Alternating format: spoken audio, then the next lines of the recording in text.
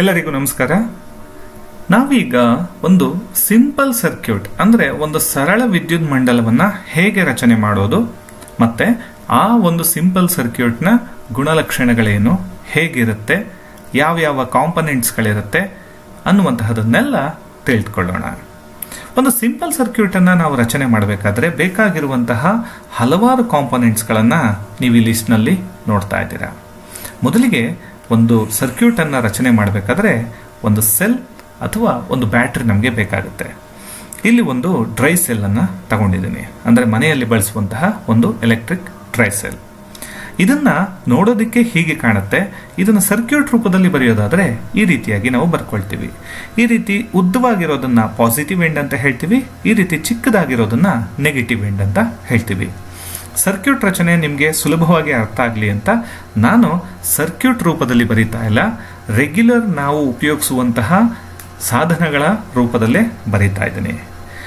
ಒಂದು ಸೆಲ್ ಅನ್ನ ತಗೊಂಡು ಇದಕ್ಕೆ ನಾನು ಎಲೆಕ್ಟ್ರಿಕ್ ವೈರ್ ಅನ್ನ ಅಂದ್ರೆ ತಾಮ್ರದ ತಂತಿಗಳನ್ನ ಅಥವಾ ಅಲ್ಯೂಮಿನಿಯಂ ತಂತಿಯನ್ನ ಈ ರೀತಿಯಾಗಿ ಎರಡೂ ತುದಿಗಳಿಗೆ ಕನೆಕ್ಟ್ ಮಾಡಿಕೊಂಡೆ. ಇಷ್ಟಾದ್ಮೇಲೆ ಏನ್ ಬೇಕು, ಒಂದು ಸ್ವಿಚ್ ಬೇಕಾಗತ್ತೆ. ಒಂದು ಸ್ವಿಚ್ ಅನ್ನ ಹಾಕೊಳ್ತಾ ಇದ್ದೇನೆ. ನಂತರ ಒಂದು ಬಲ್ಬ್ ಅನ್ನ ತಗೊಳ್ತೀನಿ, ಬಲ್ಬ್ ಅನ್ನ ಹೀಗೆ ಇಟ್ಕೊಂಡಿದ್ದೀನಿ. ಈಗ ಬಲ್ಬ್ ನಲ್ಲಿ ಒಂದು ಪಾಸಿಟಿವ್ ಮತ್ತೆ ಒಂದು ನೆಗೆಟಿವ್ ಎಂಡ್ಗಳು ಇಲ್ಲೂ ಕೂಡ ಇರುತ್ತೆ. ಈ ಎರಡೂ ತುದಿಗಳಿಂದ ನಾವು ಈ ಸರ್ಕ್ಯೂಟ್ ಅನ್ನ ಕ್ಲೋಸ್ ಮಾಡಬೇಕಾಗತ್ತೆ. ಹಾಗಾಗಿ ಇಲ್ಲಿಂದ ಒಂದು ವೈರ್ ಅನ್ನ ತಗೊಂಡು ಇಲ್ಲಿಗೆ ಕನೆಕ್ಟ್ ಮಾಡ್ಕೋತೀನಿ. ಹಾಗೆ ಕನೆಕ್ಟ್ ಮಾಡಿಕೊಂಡು ನಂತರದಲ್ಲಿ ಮತ್ತೊಂದು ವೈರ್ ಅನ್ನ ತಗೊಂಡು ಇನ್ನೊಂದು ತುದಿಗೆ ಕನೆಕ್ಟ್ ಮಾಡಿಕೊಂಡು ಈ ರೀತಿ ಸರಿ ಮಾಡ್ಕೊಳ್ತೀನಿ. ಮತ್ತೆ ಒಂದು ಸರ್ಕ್ಯೂಟ್ ನಲ್ಲಿ ಎಷ್ಟು ವಿದ್ಯುತ್ ಹರಿಯುತ್ತೆ ಅಂತ ಗೊತ್ತಾಗಬೇಕಾದ್ರೆ ನಾವು ಒಂದು ಆಮ್ಮೀಟರ್ ಅನ್ನ ಕನೆಕ್ಟ್ ಮಾಡ್ಕೊಳ್ಬೇಕಾಗತ್ತೆ. ಹಾಗಾಗಿ ಇಲ್ಲಿ ಒಂದು ಆಮ್ಮೀಟರ್ ಅನ್ನ ಕನೆಕ್ಟ್ ಮಾಡ್ಕೊಳ್ತಾ ಇದ್ದೀನಿ. ಈಗ ಸರ್ಕ್ಯೂಟ್ ಅನ್ನ ಕ್ಲೋಸ್ ಮಾಡೋಣ. ಇನ್ನಷ್ಟು ತಂತಿಗಳನ್ನು ಬಳಸಿ ಅಂದ್ರೆ ವೈರ್ ಅನ್ನ ಬಳಸಿ ನಾವು ಈ ರೀತಿಯಾಗಿ ಸರ್ಕ್ಯೂಟ್ ಅನ್ನ ಕಂಪ್ಲೀಟ್ ಮಾಡಬಹುದು. ಕೊನೆಯ ವೈರ್ ಅನ್ನ ತಗೊಂಡು ಈ ರೀತಿ ಕನೆಕ್ಟ್ ಮಾಡಿ ಸರ್ಕ್ಯೂಟ್ ಕ್ಲೋಸ್ ಆಗಿದೆ. ಇಲ್ಲಿ ಸ್ವಿಚ್ ಇದೆಯಲ್ಲ, ಈ ಸ್ವಿಚ್ ಅನ್ನ ಕ್ಲೋಸ್ ಮಾಡಿದ್ರೆ ಸರ್ಕ್ಯೂಟ್ ಕ್ಲೋಸ್ ಆದಾಗ. ಆದ್ರೆ ಸದ್ಯಕ್ಕೆ ನಾನು ಸ್ವಿಚ್ ಅನ್ನ ಕ್ಲೋಸ್ ಮಾಡಿಲ್ಲ. ಈ ರೀತಿಯಾಗಿ ಒಂದು ಸಿಂಪಲ್ ಸರ್ಕ್ಯೂಟ್ ಅನ್ನ ನಾವು ರಚನೆ ಮಾಡ್ಕೊಳ್ಬಹುದು. ಸ್ವಿಚ್ ಅನ್ನ ಕ್ಲೋಸ್ ಮಾಡ್ತಾ ಇದ್ದೀನಿ. ಕ್ಲೋಸ್ ಮಾಡಿದ ತಕ್ಷಣ ಏನಾಗುತ್ತೆ ಅನ್ನುವಂತಹದನ್ನ ವೀಕ್ಷಿಸಿ. ಕ್ಲೋಸ್ ಮಾಡಿದೆ. ಕ್ಲೋಸ್ ಮಾಡಿದ ತಕ್ಷಣ ಎಲೆಕ್ಟ್ರಾನ್ಗಳು ಈ ರೀತಿ ಸರ್ಕ್ಯೂಟ್ ನಲ್ಲಿ ಮೂವ್ ಆಗ್ತಾ ಇರೋದನ್ನ ನೀವು ಕಾಣಬಹುದು. ನೀವಿಲ್ಲಿ ಅಬ್ಸರ್ವ್ ಮಾಡಬಹುದಾದಂಥದ್ದು, ಈ ಒಂದು ಸೆಲ್ ನಲ್ಲಿ ನೆಗೆಟಿವ್ ಎಂಡ್ ಇದು, ಪಾಸಿಟಿವ್ ಎಂಡ್ ಇದು. ಎಲೆಕ್ಟ್ರಾನ್ಸ್ ಗಳನ್ನ ಅಬ್ಸರ್ವ್ ಮಾಡಿದ್ರೆ ನೆಗೆಟಿವ್ ಎಂಡ್ ಇಂದ ಹರ್ಕೊಂಡ್ಬಂದು ಹಾಗೆ ಬಲ್ಬ್ ನ ಮುಖಾಂತರ ಹೋಗಿ ನಂತರ ಪಾಸಿಟಿವ್ ಎಂಡ್ ನಲ್ಲಿ ಕೊನೆಗೊಳ್ತಾ ಇದ್ದಾವೆ. ಇದನ್ನ ನಾವು ಎಲೆಕ್ಟ್ರಾನ್ ಮೋಷನ್ ಅಂತ ಕರಿತೀವಿ. ಆದ್ರೆ ನಮ್ಮ ಪುಸ್ತಕಗಳಲ್ಲಿ ನೋಡಿದಾಗ, ಯಾವುದೇ ಬುಕ್ ನಲ್ಲಿ ನೋಡಿದಾಗ ಅಲ್ಲಿ ಈ ರೀತಿಯಾದಂತಹ ಡೈರೆಕ್ಷನ್ ಕೊಟ್ಟಿರೋದಿಲ್ಲ. ಅಲ್ಲಿ ಕೊಟ್ಟಿರುವಂತಹದ್ದು ಪಾಸಿಟಿವ್ ಎಂಡ್ ಇಂದ ನೆಗೆಟಿವ್ ಎಂಡ್ ಕಡೆಗೆ ಡೈರೆಕ್ಷನ್ ಅನ್ನ ಕೊಟ್ಟಿರ್ತಾರೆ. ಅದ್ಯಾಕೆ ಹಾಗೆ? ಕಾರಣ ನಾವು ಬಳಸ್ತಾ ಇರುವಂತಹದ್ದು ಕನ್ವೆನ್ಷನಲ್ ಕರೆಂಟ್ ಡೈರೆಕ್ಷನ್ ಅನ್ನ. ಹಾಗಂದ್ರೆ ಏನು? ಎಲೆಕ್ಟ್ರಾನ್ ಅನ್ನ ಕಂಡು ಹಿಡಿದಿದ್ದು ಜೆ ಥಾಮ್ಸನ್. ಈ ಜೆ ಥಾಮ್ಸನ್ ಎಲೆಕ್ಟ್ರಾನ್ ಕಂಡು ಹಿಡಿಯೋಕ್ಕಿಂತ 100 ವರ್ಷ ಮುಂಚೆಯೇ ಎಲೆಕ್ಟ್ರಿಸಿಟಿ ಪರಿಚಯ ಆಗ್ಬಿಟ್ಟಿತ್ತು. ಆಗ್ಲೇ ಕಂಡು ಹಿಡಿದು ಬಿಟ್ಟಿದ್ರು ವಿದ್ಯುತ್ ಶಕ್ತಿಯನ್ನ. ಆಗ ಎಲ್ಲ ಏನ್ ಮಾಡಿದ್ರು, ಒಂದು ಸರ್ಕ್ಯೂಟ್ ನಲ್ಲಿ ವಿದ್ಯುತ್ ಪಾಸಿಟಿವ್ ಎಂಡ್ ಇಂದ ನೆಗೆಟಿವ್ ಎಂಡ್ ಕಡೆಗೆ ಹರಿಯುತ್ತೆ ಅಂತ ತಿಳ್ಕೊಂಡ್ಬಿಟ್ಟಿದ್ರು. ಯಾವಾಗ ಜೆ ಥಾಮ್ಸನ್ ಎಲೆಕ್ಟ್ರಾನ್ ಅನ್ನ ಕಂಡು ಹಿಡಿದ ಆಗ ಗೊತ್ತಾಯ್ತು, ಸೆಲ್ ನ ಒಳಗಡೆ ವಿದ್ಯುತ್ ಪಾಸಿಟಿವ್ ಎಂಡ್ ಇಂದ ನೆಗೆಟಿವ್ ಎಂಡ್ ಕಡೆಗೆ ಬರೋದಿಲ್ಲ, ರಿಯಲ್ ಆಗಿ ಬರೋದು ನೆಗೆಟಿವ್ ಎಂಡ್ ಇಂದ ಪಾಸಿಟಿವ್ ಎಂಡ್ ಕಡೆಗೆ ಅನ್ನುವಂಥದ್ದು.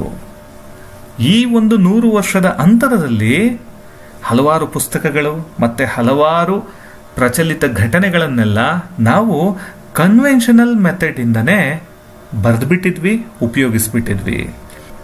ಹಾಗಾಗಿ ಇವತ್ತಿಗೂ ಕೂಡ ನಾವು ಈ ಕನ್ವೆನ್ಷನಲ್ ಎಲೆಕ್ಟ್ರಿಕ್ ಕರೆಂಟ್ ಡೈರೆಕ್ಷನ್ ಅನ್ನೇ ಉಪಯೋಗಿಸ್ತಾ ಇದ್ದೀವಿ.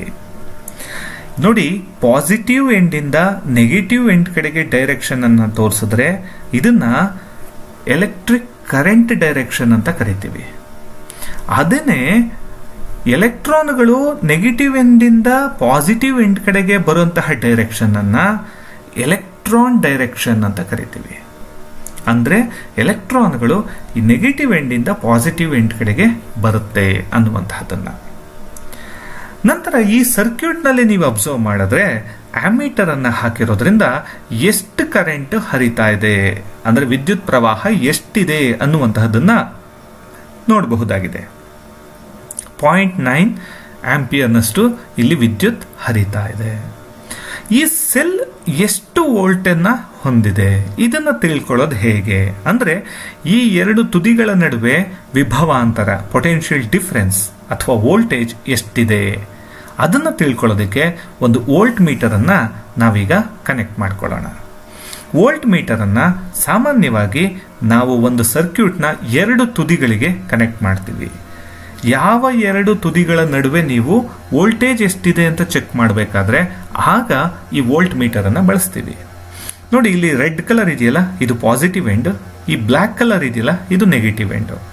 ನೀವು ಪಾಸಿಟಿವ್ ಎಂಡ್ ಅನ್ನ ಈ ರೀತಿ ಪಾಸಿಟಿವ್ ಎಂಡ್ಗೆ ಕನೆಕ್ಟ್ ಮಾಡಿ, ನೆಗೆಟಿವ್ ಎಂಡ್ ಅನ್ನ ಈ ರೀತಿ ನೆಗೆಟಿವ್ ಎಂಡ್ಗೆ ಕನೆಕ್ಟ್ ಮಾಡಿದ್ರೆ ಈ ಒಂದು ಸೆಲ್ನ ಈ ಎರಡೂ ತುದಿಗಳ ನಡುವೆ ಎಷ್ಟು ಪೊಟೆನ್ಷಿಯಲ್ ಡಿಫರೆನ್ಸ್ ಇದೆ ಅಂದ್ರೆ ವಿಭವಾಂತರ ಎಷ್ಟಿದೆ ಅನ್ನುವಂತಹದನ್ನ ಇಲ್ಲಿ ತೋರಿಸುತ್ತೆ.